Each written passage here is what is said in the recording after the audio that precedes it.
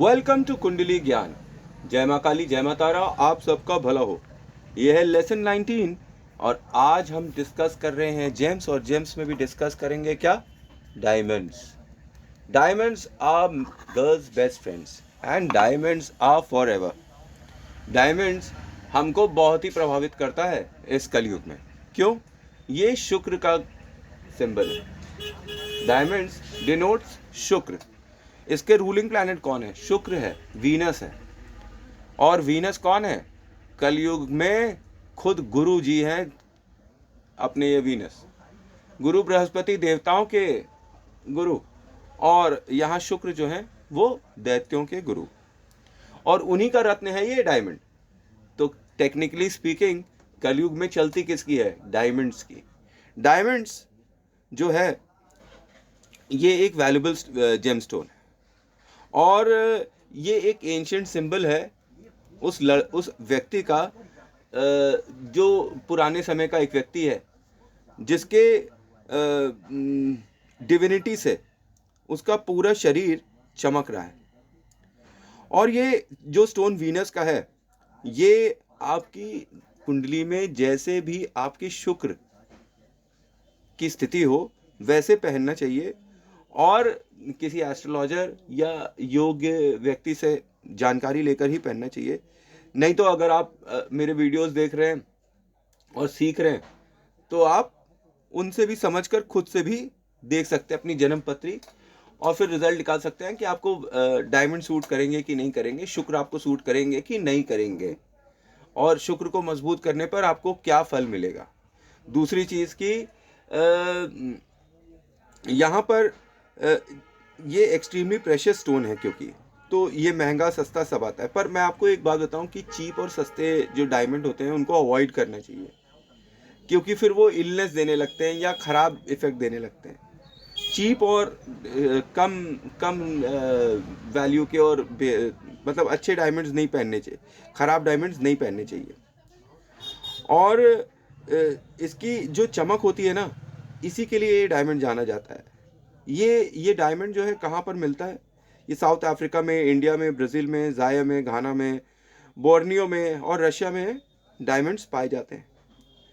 और जो semi precious form of stones हैं वो उनको कई बार हम अमेरिकन डायमंड्स भी कहते हैं। Sort of artificial diamonds, American diamonds, ये सब उनका नाम रखा हुआ है। अच्छा, डायमंड्स का टेस्ट कैसे किया जाए? डायमंड का कैसे टेस्ट करा जाए? क्योंकि डायमंड जो है ये क्या चीज़ प्रमोट करती है? Self confidence in relationships promote करती है with opposite sex, of course. और जब सन की रेज इस पे पड़ती हैं और इसकी ब्राइटनेस इंक्रीज हो जाती है, और विबग्योर मतलब 7 कलर के रंग जो हैं इसमें से निकलने लगते हैं। और डायमंड की जेन्युइननेस चेक करने के लिए, और इसको एक अगर आप घी में रख दें और छोड़ दें तो आप देखेंगे कि घी जो है वो सॉलिड होने लगा है, कि ये कितना जेन्युइन है, कितना पावरफुल है। ठीक है। और अगर इसे गर्म पानी के ग्लास में डायमंड को डाल दिया जाए तो जो दूध होता है वो भी ठंडा होने लगता है।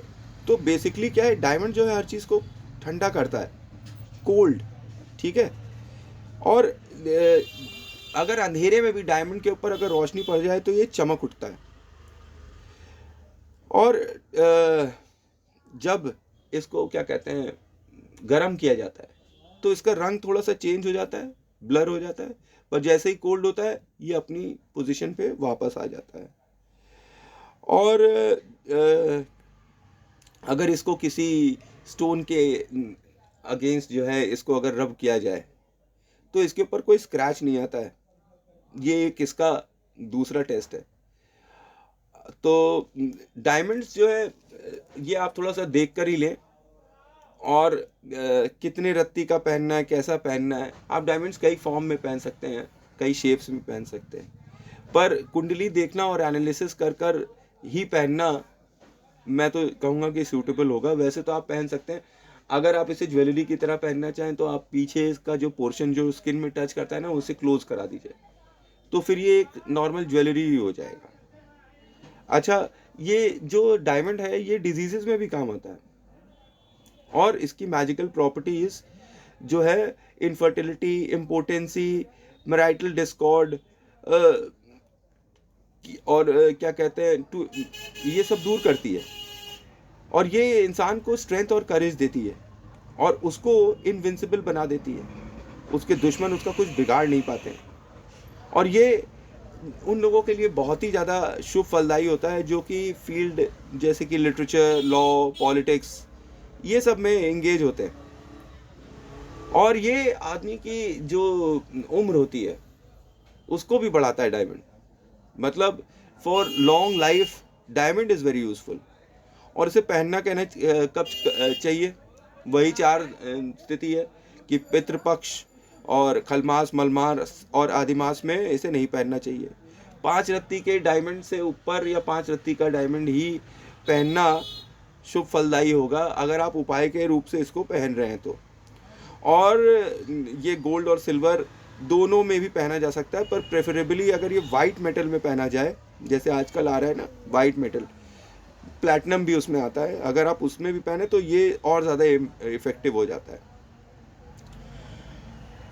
और जब वीनस जो है ये जब टॉरस पे होता है या पाइसेस पे या लिब्रा स्टार साइंस पे, तो ये पहनना अति शुभ फलदायी होगा, और ये मिडिल फिंगर में पहनने के लिए बोला जाता है, और या फिर लिटिल फिंगर पे, और राइट हैंड की फिंगर्स पे ये पहनना ज़्यादा रिकमेंडेड है अगर आप इसे उपाय के हिसाब से पहन रहे हैं तो। और इसको पहनने के पहले सारे रिचुअल्स वगैरह और मंत्र स्थापना वगैरह ज़रूर कर देनी चाहिए। डायमंड पहनते वक्त एक चीज़ का हमें खास ख्याल रखना चाहिए। क्या ख्याल रखना चाहिए कि इसके जो शत्रु ग्रह हैं उनके जेमस्टोन्स के साथ इसे नहीं पहनना चाहिए, जैसे रूबी के साथ इसे नहीं पहनना चाहिए, पर्ल के साथ नहीं पहनना चाहिए, और पुखराज के साथ नहीं पहनना चाहिए।